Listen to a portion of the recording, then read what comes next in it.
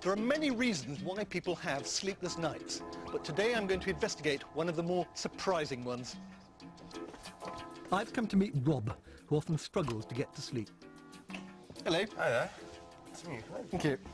What's the problem? Well, I've had asthma my whole life, and in recent years it's almost completely cleared up, except for when I go to bed. And for some reason, when I lie down in bed, I start getting a tight chest, and within 5 or 10 minutes I find it difficult to breathe comfortably. If I don't have my inhaler with me for whatever reason, it can get really quite difficult to sleep. And do you know what triggers it? I don't know. I can't say what it is. Okay, I have a theory, but I'm going to need some help. I brought along a special vacuum cleaner and expert Gary Farron.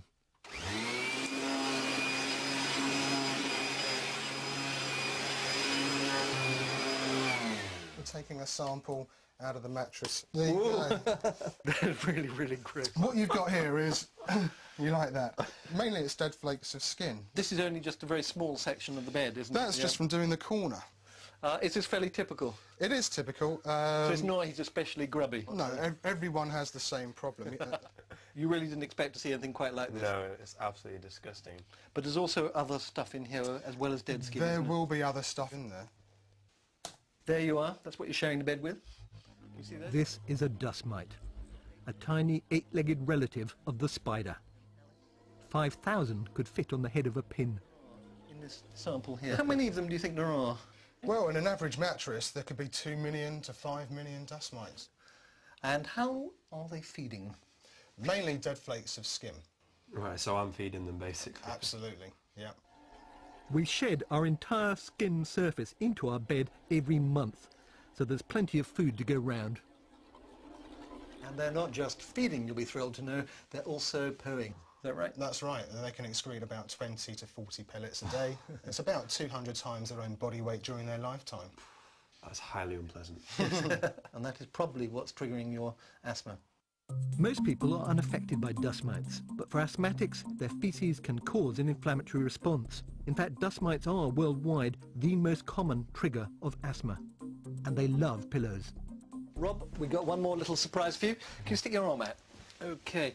Have you ever wondered why a pillow sags like that? No, I haven't. You'll be delighted to know it's because a significant amount of the weight of this particular pillow is made up of dust mite. Poo. Absolutely right. Dust mite excrement, as we like to say. That's about right, isn't it? That's right. Or a pillow like that one. Actually, we can be a bit more scientific. Because dust mite faeces are nitrogen-based, a simple litmus test will show just how bad the infestation really is. Oh, nice. Quite It really, significant. yes. It changed colour very fast. What do you think of that? Yeah. So that's showing a strong contamination. Right. Yeah. So a high dust mite allergen content. So in that pillow, you're going to have hundreds of thousands of dust mites. Quite Rob is simply. burying his head in that pillow each night, so it's not surprising his asthma's being triggered. Fortunately, I have another pillow here for you. As a present, put your arm out. You see this does not sag, it is new. So, other than a new pillow, what can you do?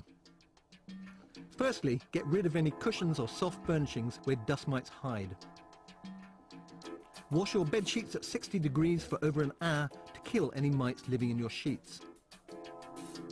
Most importantly, air your room and your beds. Dust mites are little bags of moisture, so they need warmth and dampness to stay alive. So, to banish dust mites, you're better off not making a bed.